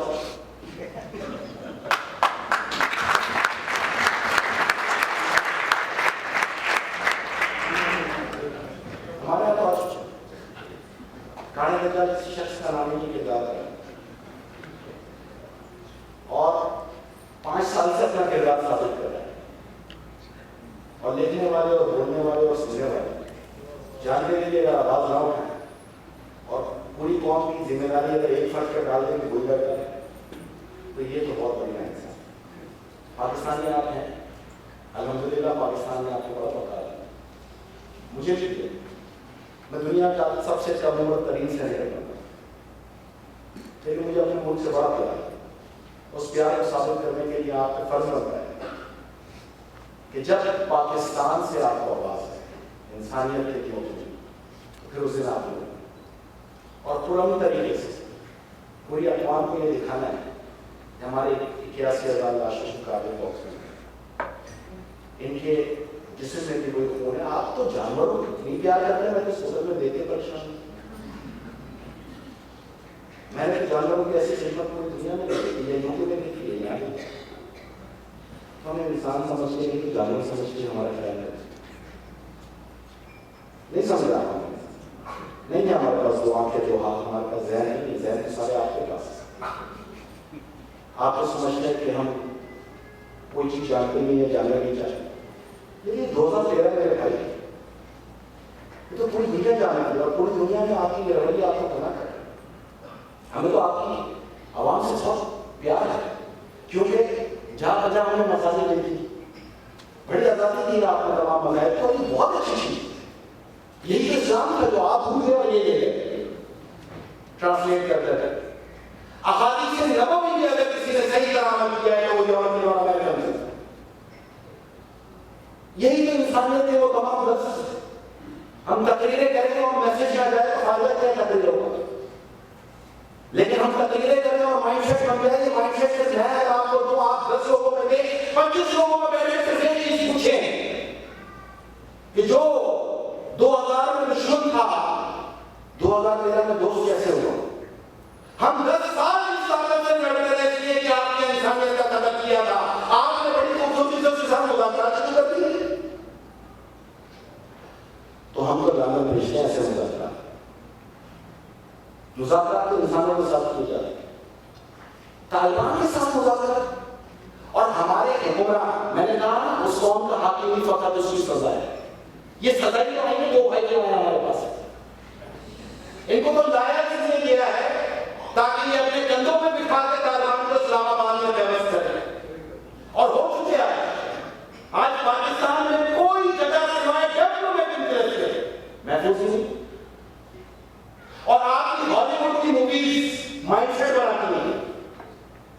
مائنڈ سیٹ کیا بناتی ہے کہ آپ کی عوام کو مووی دیکھ کے سمجھتی ہے جو فلموں میں دکھایا جا رہا ہے دنیا میں وہی حقیقت ہے. آؤ دنیا آپ ان سے جو حقیقت نہیں ہے. تم جو موویز میں دکھا رہے ہو کہ ہمارے ایٹمی اثاثوں پہ دہشت گرد طالبان پگڑیاں باندھ کے طالبانائزیشن کی شکل بنا کے اس پہ قبضہ کیے اور تم آپریشن کرو گے.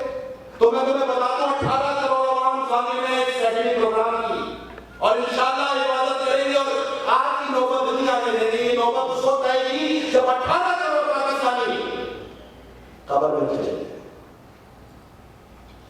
ہمارا مقصد کسی سے جنگ نہیں ہے, ہمارا مقصد دہشت گردوں سے جنگ ہے جو آپ کی 2000 میں آواز تھی. اور انشاءاللہ تعالیٰ اس آواز کو آپ بھول سکتے ہیں, ہم نہیں بھولیں گے. تو یہ ایک چھوٹی سی چیز ہے اور اس کے اوپر ہمیں آپ کہتے ہیں فقیر اور فقیر پاکستانی کہا جاتا ہے. سوری میں پاکستانی وغیرہ ذکر کر رہا ہوں, اس کی وجہ یہ ہے کہ میں پاکستانی ہوں. پاکستان اسلام کی بیک بون ہے. ہم دنیا کی ایٹمی طاقت ہے.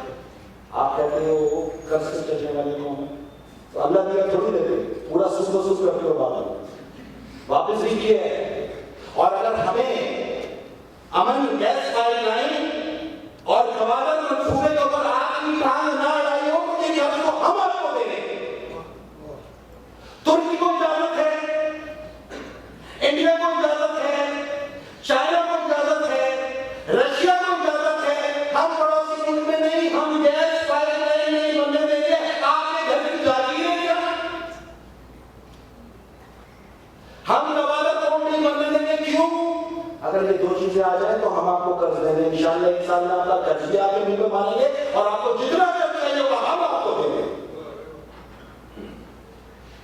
پھر امیگریشن قوانین کے اندر جو تبدیلیاں لائی گئی, یہ پاکستانیوں نے آپ کی تعمیر و ترقی میں بڑا کردار ادا کیا, بہت کردار ادا کیا ہے. اور یہ پورا پاکستانیوں نے یہاں ثابت کیا ہے اور تمام مسلمانوں نے یہ ثابت کیا ہے کہ وہ جس ملک میں بھی ہو اس قانون کی پاسداری کریں. تو میں پھر ایک بار گزارش کروں گا کہ بیرون ملک موجود تمام, خاص طور پر ملکوں کو جو دہشت گردی سے جائے, ان کو وہی پریویلیج دیں جو آپ ہمیشہ سے اپنے اتحادیوں کو دیا جائے. میں چاہوں گا کہ آپ کو یہ بتانا کہ ڈرون حملوں سے بے شک دہشت گردی ہے, نو ڈاؤٹ, لیکن معصوم بچے, خواتین, پختون ہمارے وہ بھی شہید. امن لشکر کے ہزاروں ایسے لوگ بھی شہید ہوئے جو اس دہشت گردی کے خلاف لڑ رہے ہیں. اور الحمدللہ میں تو 17 بین آرگنائزیشن کی top of the hit list ہوں. اس کو کہتے ہیں مولائی, جس کی گواہی دہشت گرد کے لیے علی کا جانے والا سرکار دوارا صلی اللہ علیہ وسلم کے تعلیمات میں چلنے والا ہماری ہندوستوں میں سید صلی اللہ علیہ وسلم کا پہلا نام میرے سب سے بڑا ہے. کیونکہ ہم اس دنیا کے لیے نہیں جیتے, ہم آخرت کے لیے جیتے. اور انشاءاللہ تعالیٰ شاید پھر آخرت کے بعد جب آپ سے ملاقات ہو تو مقصد ہوگی. اگر دنیا میں ہمیشہ جینا ہوتا تو 1400 سال تک قبریں آبادی ہے, لیکن چند قبریں ایسی آباد کہ 1400 سال بعد بھی ان قبروں سے ثابت جسم باہر آتے ہیں جو عاشقان رسول ہیں.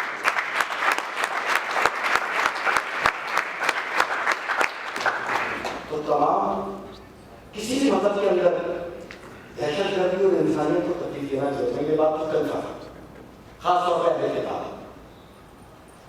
لیکن قبر میں کتنی دن لاش, مہینہ, 2 مہینے, 3 مہینے, 4 مہینے, سال, ہڈیاں, ناخن 10 سال, پھر بال 20 سال, ختم. تو 1400 سال میں جس کو اللہ نے ذکر نہیں دی, تم بے غیرت طالبانوں اور دہشت گردوں نے اس کی لاش کو کھود کے قبر سے نکال کر نبی خدا کی لعنت کو تمہاری شکل پر. یہ کوئی کسی کی جنگ نہیں رہی, اب تمام دنیا کی جنگ سے پیچھے ہٹ ہے. یہ جنگ ہے درودیوں میں اور بارودیوں میں. بارودیوں کا مقابلہ کریں گے درودی, نہ ادھر نے شیعہ کی نہ سنی کی. اب یہ جنگ ہے آپ شکایت رسول کی. آپ نے کتنا میدان کرتا ہو, نہیں آپ نے کوئی شیعہ بیٹھا ہے, میں سنی بیٹھا ہوں. جو عاشق رسول ہے, جو رسول کی تعلیمات میں چلتا ہے, جو رسول کی فرمانات کرتا ہے, وہ میری صفوں میں کھڑا ہوتا ہے. اور جس کو بارودیوں میں کھڑا ہوتا ہے وہ سامنے کھڑے ہو, ہم درود پڑھتے ہیں, مقابلہ کریں گے.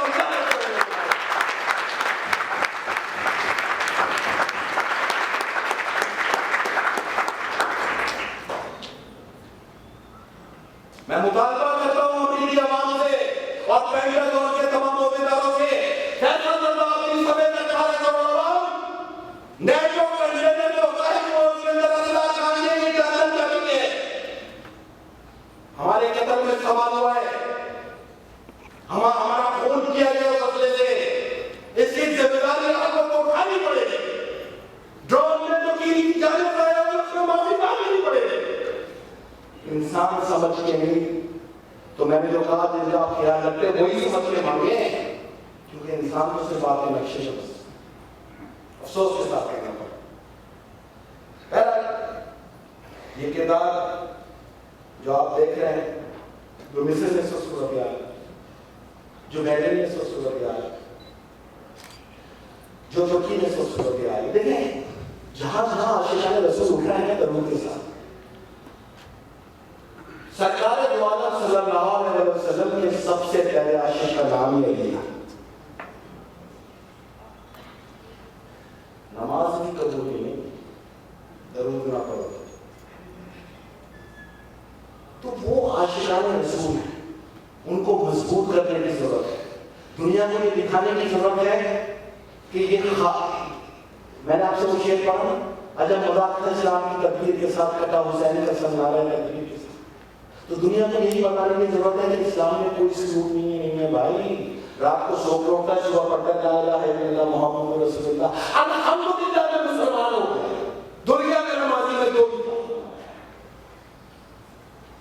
الحمدللہ. میرے تو جب تک کسی نے آج تک بتوں کو سجدہ نہیں کیا. اور یہ عاشق رسول صلی اللہ علیہ وسلم انشاءاللہ تعالیٰ اپنے آخری سانس تک کی قوتوں سے لڑتا ہے، انسانیت کی بقا کے لیے لڑے گا. اور اس کے اندر ایک کردار کی ضرورت ہے.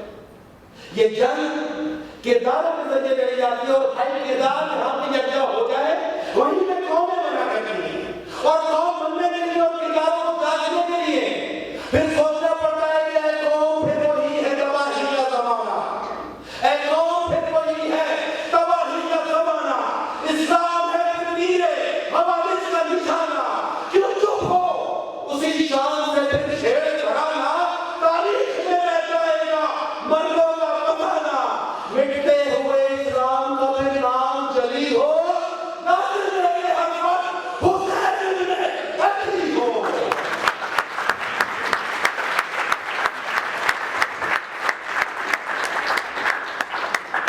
بارہ دن آپ لوگوں نے برداشت کیا. میں اپنے قول و فعل کا خود ذمہ دار ہوں اور میں اقوام عالم کو بتاتا چلوں. اگر 2 مہینے میں رویے نہیں بدلے اقوام متحدہ سمیت تو جنگ میں تعاون کے ختم ہونے کا اعلان کریں. واپسی کی گزرگاہیں جو تمہاری اب ہمارے پاس ہے، اور تو کراچی ہے، یہ کراچی کا بیٹا ہم لوگوں سے وعدہ کرتا ہے جب ہم مریں گے تب ہی کنٹینر آئیں گے، پھر کنٹینر نہیں آنے دیں گے. دہشت گردوں کو خطرہ لے کے اپنے کنٹینر لے جانے والے لوگوں تمہارے ملک میں کھڑا ہو کے اعلان کر رہا ہوں ہماری لاشوں میں سے جائیں گے اور واپسی کی نیٹوں کے کنٹینر میں تم لوگوں نے اپنے رویے نہیں بدلے. اور انشاءاللہ تعالیٰ موت بھرا کے یہاں سے نکل کے آئے پاکستان میں آئے اس موت کے لیے تیار ہیں.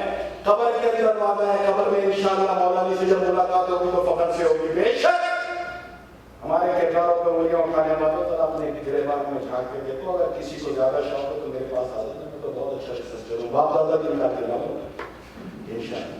تو اس دعا کے ساتھ کہ اللہ تعالیٰ آپ کی ہماری ہمارے تمام بزرگوں کی، قائدین کی، ہماری دین کی، ہماری بہن کی، آپ تمام بھائیوں کی، امریکہ میں رہنے والے تمام انسانیت سے محبت کرنے والے تمام مذہب کے لوگوں کی، یورپ میں بسنے والے تمام مذہب کے لوگوں کی جو انسانیت سے پیار کرتے ہیں، حفاظت اور نصرت فرماؤ. کے خصوص ایک دعا ضرور مانگا کریں. اللہ تعالیٰ افواج پاکستان کو اتنا طاقتور کرے کہ 18 کروڑ عوام افواج پاکستان بن گئے اور ان کے چاروں میں کھڑا کھڑے ہو کے اپنے ملک کی توقع کی جائیں کریں. اور انشاءاللہ تعالیٰ یہ آپ سے وعدہ رہا اس طالبانائزیشن کو اگر ایک شکست ہوگی تو اس کا نام اسلامی جمہوریہ پاکستان ہے. والسلام علیکم ورحمۃ اللہ وبرکاتہ.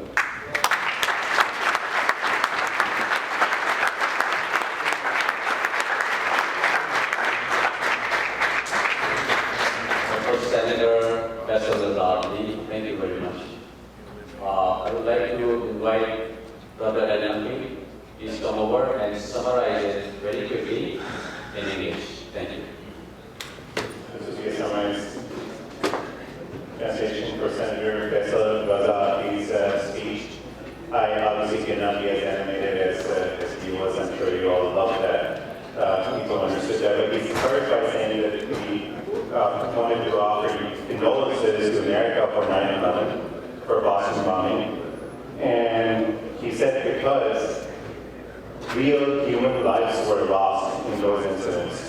He said that that we represent a religion of mercy for the entire world, and that's why we offer condolences to people, lives lost all over the world, including countries such as Egypt, Syria, and especially Burma.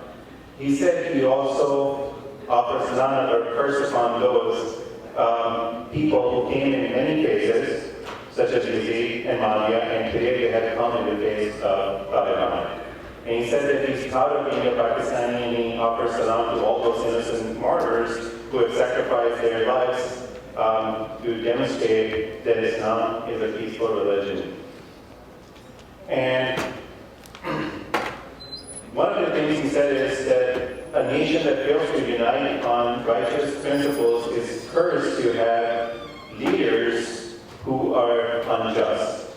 So, and the rest of his speech focused on asking questions to the American public as well as to the American government. And I'm going to talk to you about that now. That he said that I've been in the U.S. and he said above me is God and behind this wall is a Pentagon. So I'm going to ask some pointed questions.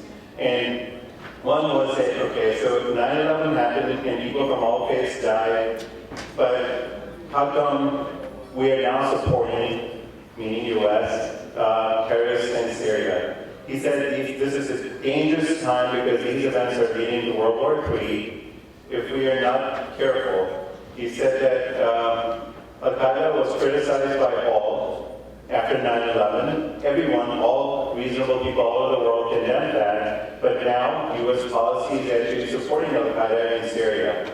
He said that Pakistan, 81,000 people died in Pakistan after 9/11, and Pakistan is the front line of defense against terrorism and is protecting the rest of the world from terrorism.